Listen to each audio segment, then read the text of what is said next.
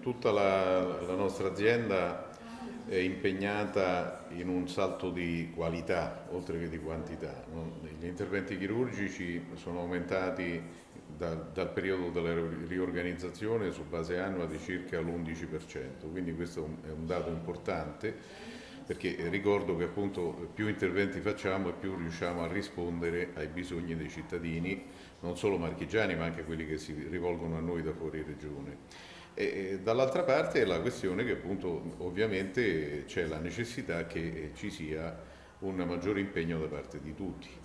Questo riguarda, direi, la missione vera di qualsiasi operatore sanitario, che è quella appunto assieme ai propri diritti anche di considerare i propri doveri come una parte essenziale della propria vita professionale. A fronte di un cambio delle abitudini, perché prima si lavorava per 5 giorni alla settimana per l'attività operatoria, oggi si lavora per 6, fermo restando che per l'attività di emergenza si lavora H24 e tutti i giorni della settimana. Questo chiaramente ha comportato anche il fatto che qualcuno si è sentito in diritto di chiedere di cambiare lavoro, probabilmente perché non se la sentiva di affrontare questo nuovo onere. Però qualcuno il lavoro lo deve fare e quindi, come dicevo,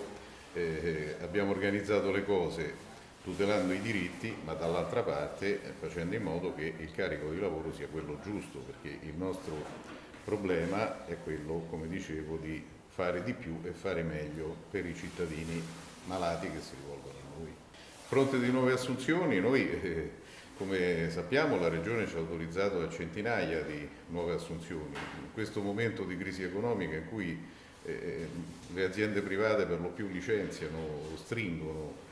o internazionalizzano, in sanità c'è questo grande sforzo e a questo grande sforzo deve anche corrispondere una maggiore produzione, perché in caso contrario, se pensassimo che